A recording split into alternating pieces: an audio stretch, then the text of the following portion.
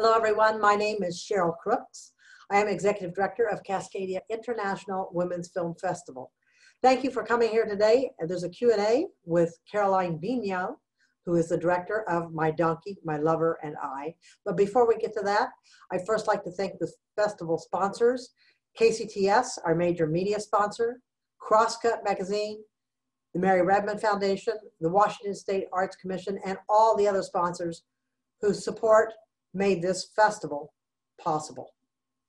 Today's discussion will be about the making of the film My Donkey, My Lover, and I, one of the feature films in this year's festival, with director Caroline Vignal. Thanks so much for coming to this year's festival.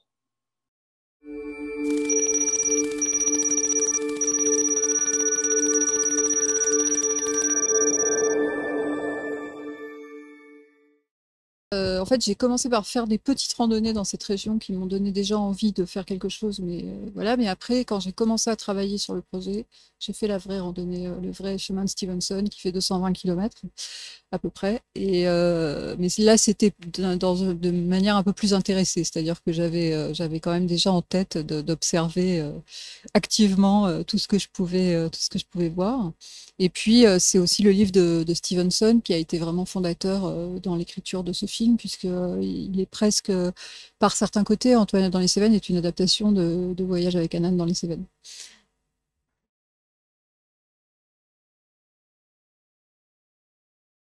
D'où elle vient? Bah écoutez, c'est très. Alors, je suis un peu comme Flaubert, c'est un peu Madame Bovary. C'est moi, j'arrive pas trop à inventer des personnages qui soient. C'est un peu moi et à la fois c'est pas moi. C'est-à-dire que c'est une petite partie de moi-même, une partie de moi-même qui n'existe plus parce que je suis plus comme ça du tout. Enfin, voilà, mais il y a quand même beaucoup de moi forcément dans ce personnage.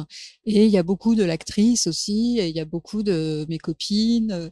Voilà, enfin et c'est une fille qui est à la fois très courageuse, je trouve, très déterminée, très impulsive et très gaffeuse d'une certaine manière, maladroite, un peu ridicule par moments. Voilà, mais que moi j'adore aussi. Maintenant, je la confonds complètement avec Laure Calamy, donc je sais plus si c'est Antoinette ou si c'est Laure que j'aime, mais en tout cas, voilà, je les aime beaucoup.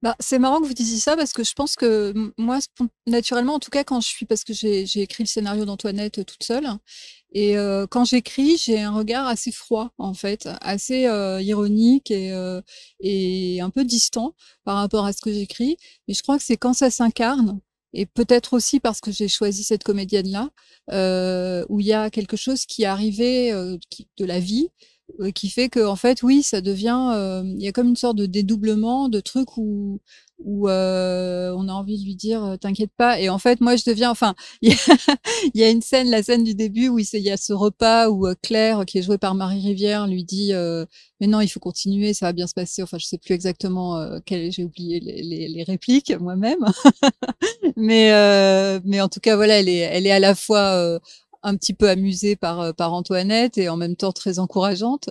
Mais je crois que je suis un peu à cette place-là, c'est-à-dire que moi je me régale de la voir se casser la gueule et faire connerie sur connerie, mais en même temps j'ai envie de lui dire vas-y, tu vas y enfin et puis oui, j'avais une espèce de truc presque je sais pas, sororal ou maternel vis-à-vis de Laure, qui pourtant n'est pas beaucoup plus jeune que moi, un petit peu, mais oui, j'avais quelque chose de très affectueux, quoi, je pense, dans la manière dont je la regardais.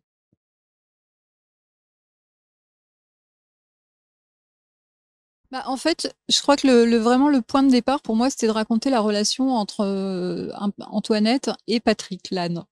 Et en fait, pour que cette histoire-là raconte quelque chose, pour que ça ait du sens, puisque pour moi, ça raconte l'apprentissage de la relation, en fait, d'une certaine manière. Enfin, c'est-à-dire que comme un buddy movie ou une comédie romantique où on voit des personnages qui s'aiment pas, qui arrivent pas à se supporter, tout ça, et qui petit à petit vont s'aimer de plus en plus, en tout cas s'apprivoiser, et qui finalement vont se rendre compte qu'ils s'aiment. Je voulais faire ça avec l'âne et que le personnage d'Antoinette apprennent quelque chose sur le lien, sur la patience, sur la non-toxicité des relations, enfin voilà, sur tout ça. Et pour ça, il fallait que ce soit un personnage qui ait des choses à apprendre. C'est-à-dire que si elle avait été elle-même parfaitement équilibrée sur ce plan-là, il n'y aurait pas eu vraiment d'histoire. Et donc, je suis partie à l'inverse d'une fille qui est abonnée aux histoires foireuses, enfin, qui est tout le temps amoureuse de celui dont il faut pas être amoureuse. Donc là, il se trouve que celui-là a le défaut d'être marié, ça pourrait être autre chose. Enfin, c'est juste quelqu'un qui ne veut pas d'elle. Voilà, elle est tout le temps amoureuse de quelqu'un qui ne veut pas d'elle, et pour moult raisons, et il faut qu'elle apprenne à accepter d'être aimée, en fait. C'est ça, en fait. Donc elle, c'est comme ça que je suis partie de ce personnage de maîtresse.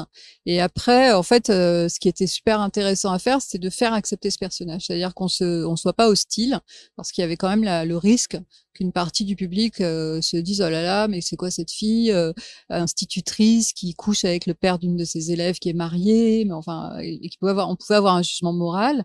Et en fait, vraiment, l'idée, c'était que tout le monde puisse s'identifier à cette fille et ne soit pas du tout dans le jugement. Donc voilà, c'était un peu un défi de narration et de mise en scène et de jeu pour moi, quoi.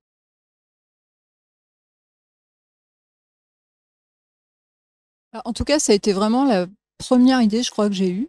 Après, on a fait des détours parce que c'était pas simple. En fait, comme moi, j'avais pas fait de film depuis longtemps, de se dire, on part sur une actrice qui était pas encore, qui avait jamais fait de premier rôle. Enfin, donc voilà, on a un petit peu sinué, mais on est finalement revenu à ce choix qui était vraiment mon premier choix et qui était, enfin, je l'avais surtout vu dans 10%, comme beaucoup de monde, et aussi dans quelques autres films, mais enfin dans Ava, par exemple, dans Un monde sans femme. Mais bah, je la trouvais avant tout extrêmement drôle, et je sentais une sensibilité comme ça à fleur de peau. Et en fait, plus ça va, plus je comprends que c'est aussi qu'elle a quelque chose de très juvénile, tout en étant une femme adulte. Et puis physiquement, je la trouve hyper intéressante parce qu'elle a ce corps qui est un peu hors mode. Et ça, moi, ça me fait assez plaisir en fait de montrer une femme comme ça, qui est pas dans les canons absolus du cinéma actuel, en short très court, voilà, et qui est tout le temps filmée entièrement et en train de crapahuter. Et puis qui est en même temps hyper physique, hyper charnel, hyper sexy, je trouve. Et voilà, donc tout ça fait que ça ne pouvait être qu'elle.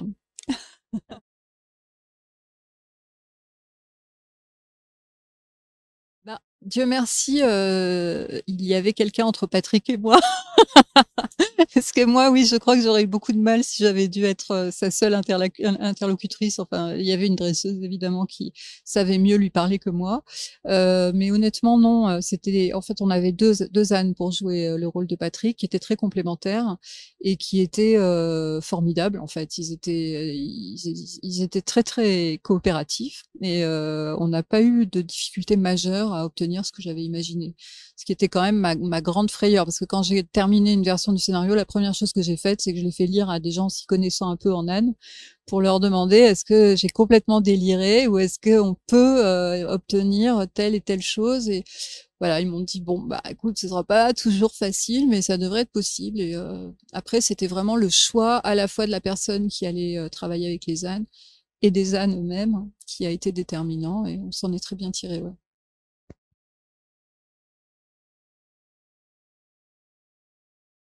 Hem, Bah, c'est très compliqué. Pourquoi? Bon, franchement, je vais pas rentrer trop dans les détails, mais en fait, j'avais au fond de moi, c'était quand même un désir qui était toujours là, pendant toutes ces années, que j'avais mis de côté parce que, je trouvais que c'était difficile, et que j'ai aussi parce que j'ai fait un enfant, que je me sentais pas capable de mener les 2. Enfin, pour moi, c'est un tel tunnel, la réalisation, je me sentais pas pendant plusieurs années capable de partir là-dedans.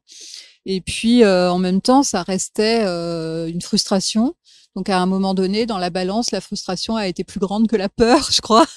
Et donc voilà, j'ai essayé de tout mettre en œuvre pour revenir à la réalisation. Et après, ça a pris un petit peu de temps parce que c'était comme si je refaisais un premier film en fait, aussi longtemps après le premier.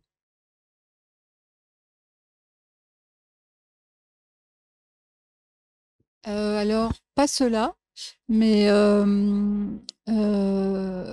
pour le, alors étrangement, j'en sais rien, mais en tout cas, il y a un film que j'ai revu alors que j'étais en train d'écrire, qui est Stromboli de Rossellini, et en fait que j'avais vu quand j'étais étudiante ou quand je voyais tous les classiques les uns après les autres, et qui m'avait sans doute touché à l'époque, mais beaucoup moins qu'il ne m'a touché quand je l'ai revu.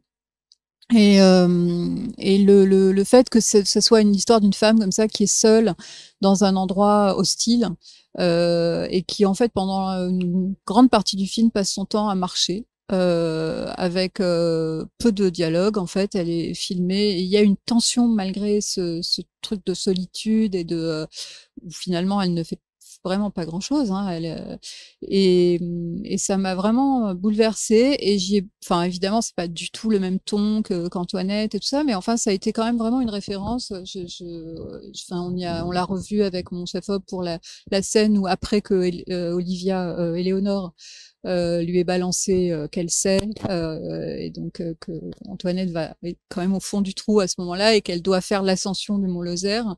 On avait un peu en tête l'ascension du Stromboli par Ingrid Bergman, toute proportion gardée. Euh, voilà. Après, moi, j'adore la nature en fait, et j'ai un rapport. Enfin, c'est au-delà du cinéma en fait. J'ai un rapport moi-même très fort à la nature, je pense, et j'essayais pendant le tournage de conserver ça, parce qu'en fait, quand on est en tournage, on est un peu un regard, comment dire, technique sur les choses. Enfin, on prélève, on est moins contemplatif que si on est simplement en train de marcher. Et donc, j'essayais de garder cette attention à l'effet que la nature a sur nous, en fait. Et je pense que Laure aussi, pour le coup, c'était une chance parce que je ne savais pas, je la connaissais pas. Elle est elle aime beaucoup ça, elle aime beaucoup la nature aussi, et elle était très sensible, je pense, au fait de tourner dans ces paysages.